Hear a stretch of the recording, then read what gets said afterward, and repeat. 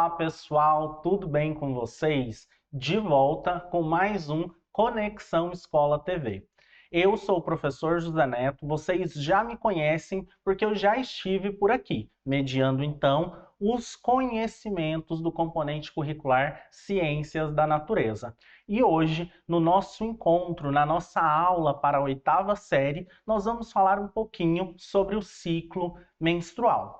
Então, vamos aos tópicos da aula de hoje. Pensar o que seja esse ciclo menstrual, abordar as questões do que alguns autores, alguns cientistas chamam de pobreza menstrual, e falar desse ciclo é pensar então em conceitos como ovulação, fecundação, gravidez e parto, certo? Nós vamos iniciar as nossas reflexões chamando a puberdade, que é um período de transformações que se inicia entre 10 e 12 anos para as meninas e entre 12 e 14 para os meninos. Isso é uma média, pode variar. Nesse período, na puberdade, ocorre o desenvolvimento de características sexuais. O sujeito, o indivíduo, vai estar pronto para o exercício da reprodução. Isso implica, então, que o sujeito comece a repensar melhor os seus atos, as suas ações praticadas quando nós estamos pensando nesse exercício da reprodução.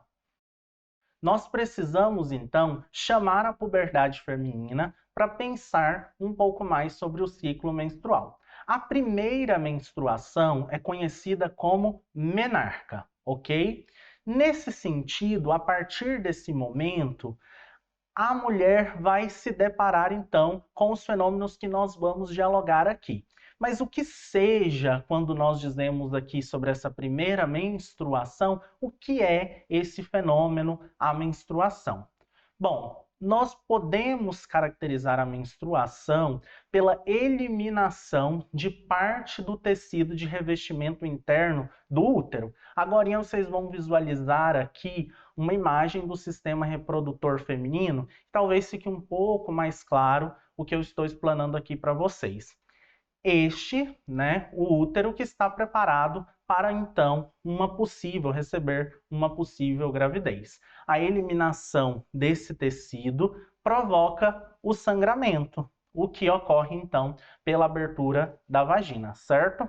Bom, aqui nós temos a imagem do sistema reprodutor feminino. Então nós conseguimos visualizar o ovário, a parede interna, o colo do útero e aqui a vagina, certo?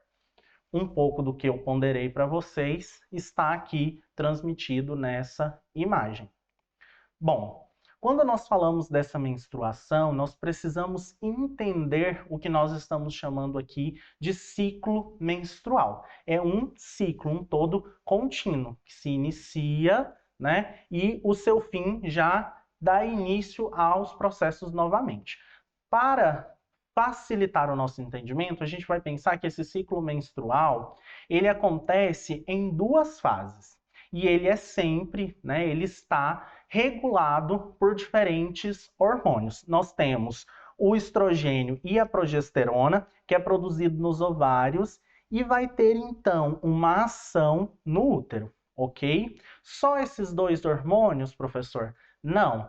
Nós temos o hormônio folículo estimulante, o FSH, e o hormônio luteinizante, certo? Eles são produzidos pela hipófise e vão ter, sua ação nos ovários. O ciclo, então, se inicia quando da menstruação. Nesse momento, o hormônio, então, FSH, o folículo estimulante, produzido pela hipófise, vai informar aos ovários para que eles, então, preparem um óvulo para o que nós vamos chamar aqui como processo de ovulação, a liberação desse óvulo. Enquanto esses ovários estão produzindo os folículos que contêm os óvulos, o útero vai responder ao estrogênio, certo? Esse outro hormônio, que é fabricado então pelos folículos, atuando no exercício da reconstrução do tecido que está sendo descamado para esse processo de ovulação.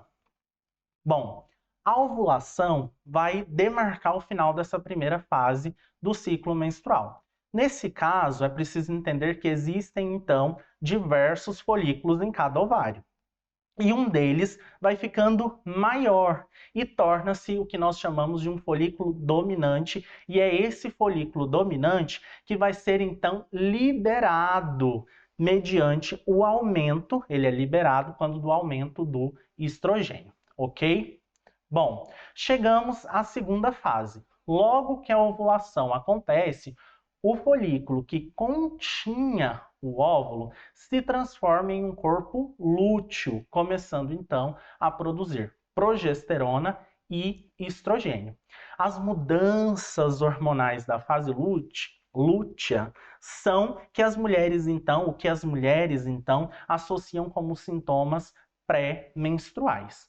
Nesse processo, se o óvulo então é fecundado, a progesterona desse corpo lúteo é o que então dá suporte para o início da gravidez. Se não houver o exercício, o fenômeno da fecundação, o corpo lúteo vai se desfazer entre 9 e 11 dias depois do fenômeno da ovulação, o que leva então, consequentemente, à diminuição dos índices de estrogênio e progesterona, o que por sua vez então leva à menstruação e ao início de um novo ciclo. Para pensar um pouquinho nos impactos de tudo isso que nós estamos falando aqui para as mulheres, assistam o vídeo a seguir.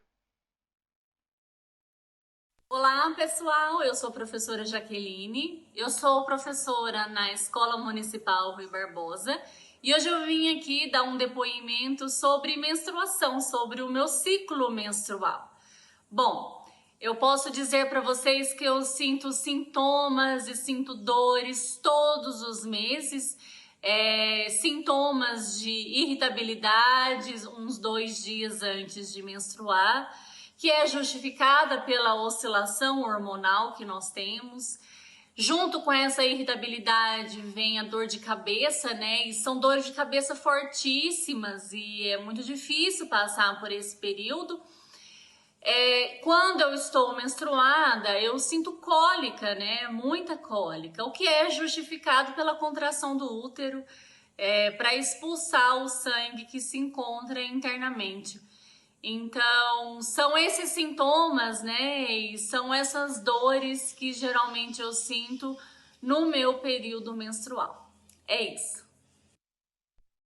Gostaram desse vídeo, pessoal? Espero que sim. E agora nós vamos a mais um vídeo para pensar um pouquinho sobre questões sociais quando nós estamos pensando aqui a questão do ciclo menstrual. E para isso eu chamei uma outra professora para contribuir com o nosso encontro de hoje. Olá pessoal, sou Ana Paula, professora da Escola Municipal Mônica de Castro Carneiro. Estou aqui para abordar um assunto polêmico, mas necessário com vocês, que afeta a vida de jovens, adolescentes e mulheres em período fértil, mulheres que estão em situação de vulnerabilidade social, que é a pobreza menstrual. Essa pobreza ela é caracterizada pela falta de acesso a produtos de higiene específicos para esse período, que são os absorventes íntimos. Então essas mulheres, na tentativa de seguir com suas vidas, de seguir com as suas rotinas, elas vão utilizar de objetos que causam agravos à sua saúde e até mesmo doenças, como pedaço de pano, papelão, jornais e até mesmo miolo de pão, para tentar conter esse fluxo menstrual. Então aquilo que deveria ser um direito passa a ser considerado um luxo. A minha orientação é que você converse com as suas colegas, com as suas amigas, pessoas da sua convivência, para que vocês possam discutir e debater sobre a realidade de muitas dessas mulheres e pensar em ações para auxiliá-las, né, nessa condição, tá? Solidarizando-se com outras mulheres, tá bom? É isso, pessoal. Bons estudos. Até a próxima. Bom, pessoal, então com o vídeo nós conseguimos perceber que pensar a temática da nossa aula de hoje é pensar fenômenos que não são só biológicos, mas sociais, né?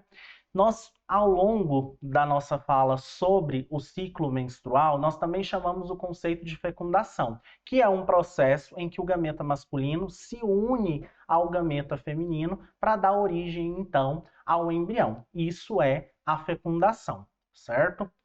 Oriundo dessa fecundação, nós temos a gravidez, esse estado resultante, então, da fecundação, o que vai englobar uma série de desenvolvimentos, de processos no útero. O desenvolvimento, então, do feto que foi gerado até que ocorra a sua expulsão, quer seja o parto, ok? Bom, pessoal, nesse sentido, nós vamos chegando às nossas atividades. É preciso, então, na nossa atividade 1, que você produza um artigo de opinião acerca da frase abaixo. Divisão social de classes. Quanto custa a higiene menstrual? Lembre-se, o artigo de opinião é um tipo de texto dissertativo argumentativo. Na atividade 2, vocês vão pensar um pouquinho sobre essa pergunta que está posta aqui, relacionando globalização, tecnologia, acesso à informação, divisão de classes e a temática da nossa aula de hoje. Bom, nós falamos então sobre o ciclo menstrual, ovulação, fecundação, gravidez e parto, pensamos um pouquinho sobre a pobreza menstrual e, nesse sentido, trabalhamos então os objetivos de aprendizagem do campo das ciências da natureza, que elucida esses conceitos, e do campo da geografia e da língua portuguesa. Até a próxima, aguardo vocês! A Secretaria Municipal de Educação de Goiânia está com matrículas abertas para a educação de adolescentes, jovens e adultos no período noturno. São diversas vagas da 1ª à 8ª série, uma excelente oportunidade para você que tem mais de 15 anos de idade e ainda não concluiu o ensino fundamental. Durante o período da pandemia, você pode acompanhar as aulas diretamente da sua casa, contando com a ajuda de professores altamente qualificados, prontos para te auxiliar. Tudo isso de forma totalmente pública e gratuita. Para saber mais, acesse a página abaixo ou procure a escola com a modalidade EAJA mais próxima da sua casa. Contamos com sua presença.